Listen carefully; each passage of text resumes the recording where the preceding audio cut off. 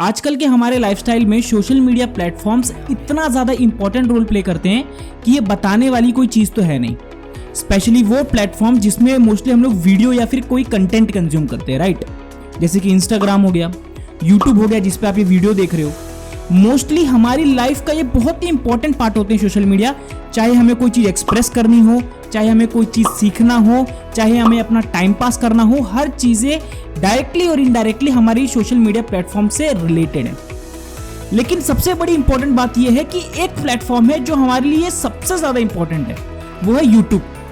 आज के टाइम पे मोबाइल फोन में चाहे इंस्टाग्राम हो ना हो, चाहे फेसबुक हो ना हो, यूट्यूब जरूर होता है और हर बंदा ऑलमोस्ट यूट्यूब इस्तेमाल करता ही करता है।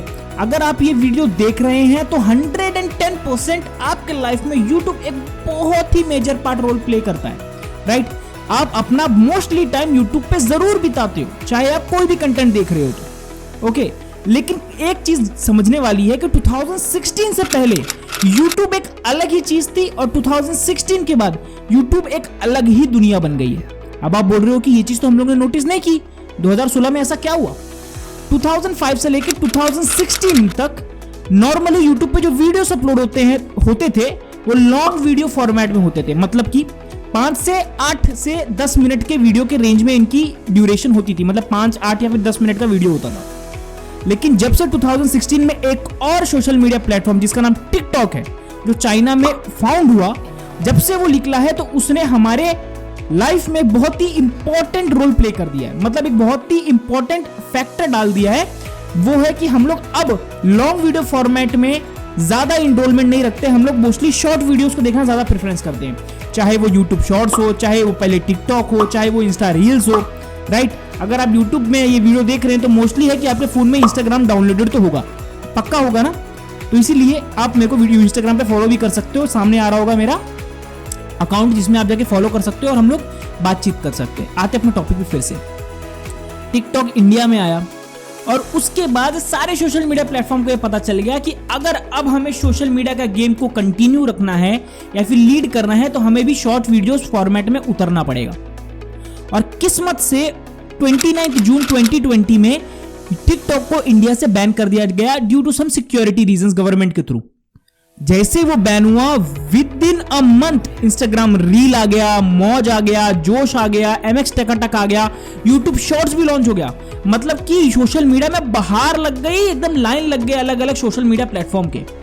उन लोग को समझ में आ गया कि अगर इंडिया से जिसका इतना बड़ा पॉपुलेशन है, अगर वहां से टिकटॉक को बैन किया गया है तो ये हमारे लिए एक बहुत ही अच्छी चीज है कि हम लोग इस मार्केट को डोमिनेट कर सकते हैं।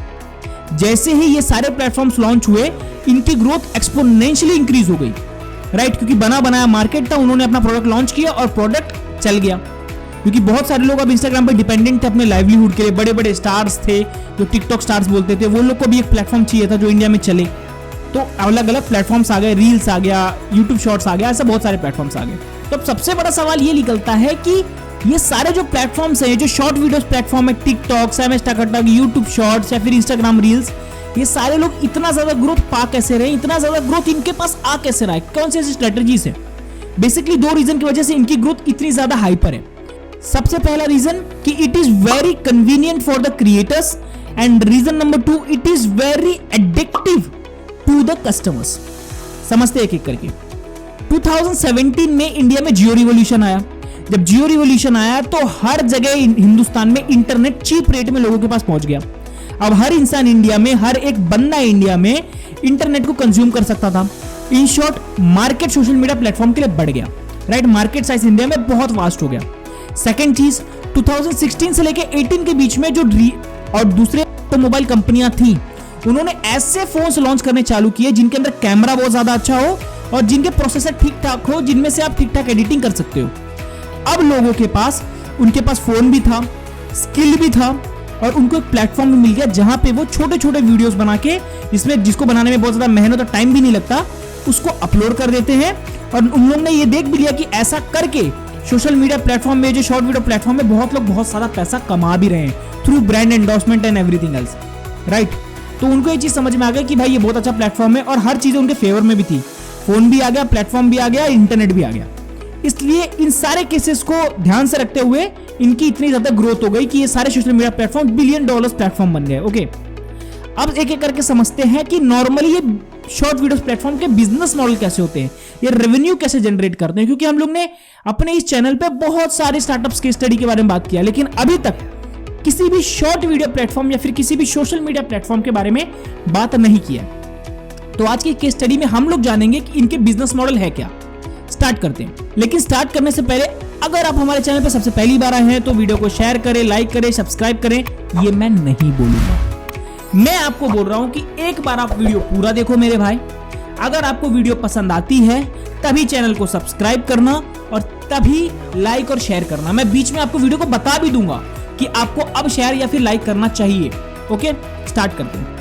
तो बेसिकली इन सारे शॉर्ट वीडियोस प्लेटफॉर्म या फिर इन सोशल मीडिया प्लेटफॉर्म्स के 8 बिजनेस मॉडल होते हैं, राइट। एक एक करके इनको डिस्कस करते हैं। सबसे पहला बिजनेस मॉडल आता है TVOD, transactional video on demand. अब ये बिजनेस मॉडल को जरा समझते हैं। ये बिजनेस मॉडल में होता क्या है कि नॉर्मली जब आप एक प्लेटफॉर्म पे जाते हो, कोई भी सोशल मीडिया प्लेटफॉर्म पे या फिर कंटेंट क्रिएटर प्लेटफॉर्म पे जाते हो जहां पे कंटेंट पड़ा हुआ है, वहां पे आपको जाते हो और आपको कोई पर्टिकुलर चीज पसंद आ जाती है, कोई पर्टिकुलर वीडियो पसंद आ जाता है और उस वीडियो को सिर्फ आप देखने के लिए पैसा देते हो। मतलब कि एक पर्टिकुलर वीडियो को देखने के लिए ही आप पैसा पे कर रहे हो। तब इस टाइप के बिजनेस मॉडल को हम लोग TVOD, transactional video on demand कहते हैं। इनका एक और नाम है पे पर व्यू, मतलब पे पर व्यू। हर एक व्यू के लिए आप जो पे करोगे उसे हम लोग TVOD मॉडल में गिनते हैं, राइट। अब जरा इसको एग्जांपल की तरह समझते हैं। जब आप YouTube में जाके कोई भी मूवी सर्च करते हो तो YouTube में सबसे पहले उस मूवी में आपको दिखाता है कि अगर आपको ये मूवी YouTube पे देखनी है तो आप ₹5, ₹10, $1, $2 इतना अमाउंट पे कर दीजिए, आप ये मूवी YouTube पे देख सकते हैं, राइट। ये एग्जांपल है TVOD बिजनेस मॉडल का जो YouTube फॉलो करता है। इसमें क्या होता है, आप एक पर्टिकुलर कंटेंट के लिए एक पर्टिकुलर अमाउंट ऑफ पैसा पे करते हो YouTube को और आप इसी कंटेंट को देख सकते हो। इस मॉडल के बहुत ज्यादा फायदे भी हैं। सबसे पहला ये बहुत ज्यादा कॉस्ट इफेक्टिव है comparative to subscription based model. Subscription based model में क्या होता है, बहुत ज्यादा पैसा दे देते हो एक साथ ही, बल्कि आपको सारे कंटेंट मिल जाते हैं लेकिन आप सारे कंटेंट तो देखते नहीं हो। इस बिजनेस मॉडल में होता क्या है कि comparatively to subscription based business model, इसमें पैसा आपको बहुत कम डालना होता है और इसमें आप खुद चूज कर सकते हो कि आपको कौन सा कंटेंट यूज करना है या फिर देखना है या फिर नहीं देखना है। तो सेकंड बिजनेस मॉडल आता है subscription video on demand, SVOD business model. SVOD business model, अब जरा इसको समझते हैं। SVOD बिजनेस मॉडल होता क्या है। जैसे नाम बता रहा है, subscription based business model. Normally हर एक प्लेटफॉर्म अपना अपना सब्सक्रिप्शन बेस्ड मॉडल रखता ही रखता है, चाहे वो नेटफ्लिक्स हो, Amazon प्राइम हो, YouTube का प्रीमियम मेंबरशिप हो। इसमें होता क्या है कि अगर आप उनके प्रीमियम कंटेंट को यूज करना चाहते हो तो आपको कुछ amount of subscription fee in platform को देना पड़ेगा, जिससे आपको इनके सारी फैसिलिटीज को आप एक्सेस कर सकते हो।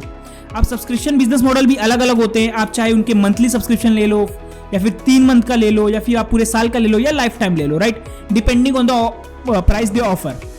इनके हिसाब से आपको एक्स्ट्रा फैसिलिटीज भी ये प्लेटफॉर्म्स दे देती हैं।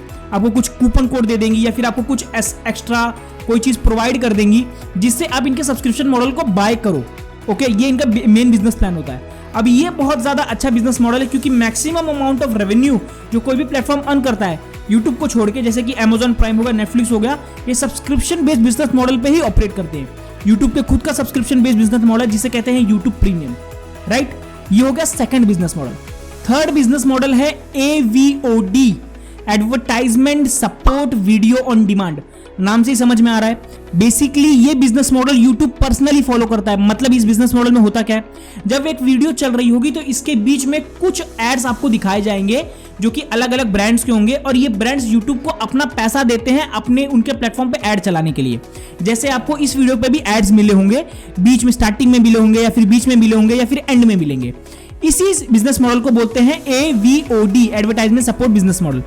इसमें क्या होता है, इसमें नॉर्मली जो प्लेटफॉर्म होती है वो उनके एडवर्टाइजर से अलग अलग अमाउंट ऑफ पैसा चार्ज करती है उनके एड्स के लिए कि उनको एड्स कितने टाइम के लिए प्लेस करना है और कौन से वीडियो के कौन से पीरियड में प्लेस करना है। एग्जांपल, अगर आपको अपना एड वीडियो के स्टार्टिंग में प्लेस करना है तो उसका पैसा ज्यादा लगेगा, वीडियो को अगर बीच में प्लेस करना है तो कम लगेगा और अगर लास्ट में प्लेस करना है तो सबसे कम लगेगा। ये हो गया AVOD मेथड, मतलब कि advertisement support video on demand business model. Normally जो प्लेटफॉर्म्स होते हैं इनका मैक्सिमम अमाउंट ऑफ रेवेन्यू इसी बिजनेस मॉडल से आता है। यूट्यूब का मैक्सिमम अमाउंट ऑफ रेवेन्यू इनके इसी बिजनेस मॉडल से आता है, एवीओडी बिजनेस मॉडल से आता है।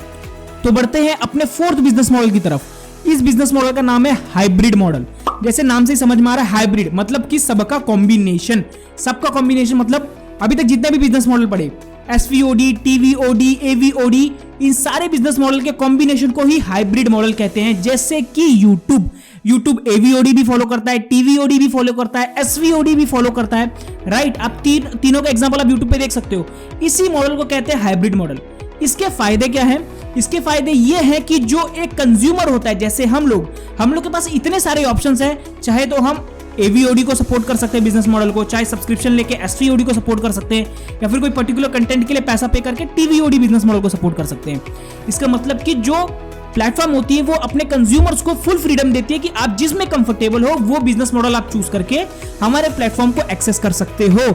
इससे क्या होता है कि उनकी जो रेंज ऑफ ऑडियंस है वो हमेशा डाइवर्सिफाइड रहती है और बड़ी हुई रहती है। अगर एग्जांपल लो, यूट्यूब अपना कोई भी बिजनेस मॉडल अगर इनमें से कोई बंद कर दे तो यूट्यूब को बिलियंस ऑफ डॉलर्स का रातों रात घाटा हो जाएगा। यही सबसे बड़ी स्ट्रेटेजी है हाइब्रिड मॉडल की, कि ये आपको एक बाउंड्री में कहते हैं ना कैद नहीं करता, ये आपको हर जगह से ओपन रखता है कि आप जिस तरीके से चाहो हमारे प्लेटफॉर्म को यूटिलाइज कर सकते हो। तो हमारे फिफ्थ बिजनेस मॉडल का नाम है प्रमोशन ऑफ ब्रांड्स।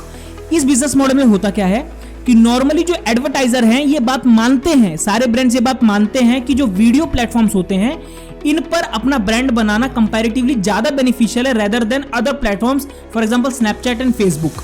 उनके हिसाब से यूट्यूब एक अच्छी जगह है अपने ब्रांड को बनाने के लिए या फिर अपने एड्स को रन करने के लिए, क्योंकि यहाँ पे क्या होता है कि कंज्यूमर जो होता है, जो इनका कंटेंट का जो कस्टमर होता है वो ज्यादा रिलेटेबल होता है rather than any other platforms. अब इस बिजनेस मॉडल में जो ब्रांड्स होते हैं वो एक्टिवेट खुद को कैसे करते हैं, राइट, अपने आप को प्रमोट कैसे करते हैं। वो क्या करते हैं कि आपको चैलेंजेस इंट्रोड्यूस करेंगे और पब्लिक को बोलेंगे कि आप इन चैलेंजेस में पार्टिसिपेट करो, जिससे इनके ब्रांड का प्रमोशन होगा और ये इन चैलेंजेस को स्पॉन्सर करेंगे और इन प्लेटफॉर्म्स को पैसा देंगे कि आप इन चैलेंजेस को जितना ज्यादा हो सके यूट्यूब पे या फिर अपने प्लेटफॉर्म पे प्रमोट कीजिए, जिससे क्या होगा कि उनका ब्रांड नेम बनेगा। तो ये हो गया टोटल इस बिजनेस मॉडल के बारे में। अब बढ़ते हैं हमारे नेक्स्ट बिजनेस मॉडल की तरफ या फिर सिक्स्थ बिजनेस मॉडल की तरफ, जिसका नाम है स्पॉन्सरशिप। इसका नाम आपने बहुत ज्यादा सुना होगा। स्पॉन्सरशिप में होता क्या है कि जो भी कंटेंट क्रिएटर होता है उसे ब्रांड्स कांटेक्ट करते हैं, उसे कुछ अमाउंट ऑफ पैसा देते हैं, बोलते हैं आपके पास नंबर ऑफ ऑडियंस है, आप हमारे ब्रांड का प्रमोशन कीजिए, आप हमारे ब्रांड के बारे में अपने ऑडियंस को बताइए, जिससे क्या होगा कि हम आपको कुछ अमाउंट ऑफ पैसा देंगे और आपके ब्रांड, आपके कस्टमर के पास भी, आपके जो क्या बोलते ऑडियंस है उनके पास भी एक अच्छा प्रोडक्ट पहुंचेगा। इन शॉर्ट इससे भी ब्रांड का प्रमोशन होता है, राइट। तो ये हो गया हमारा sixth business model. Seventh business model is called as affiliate marketing.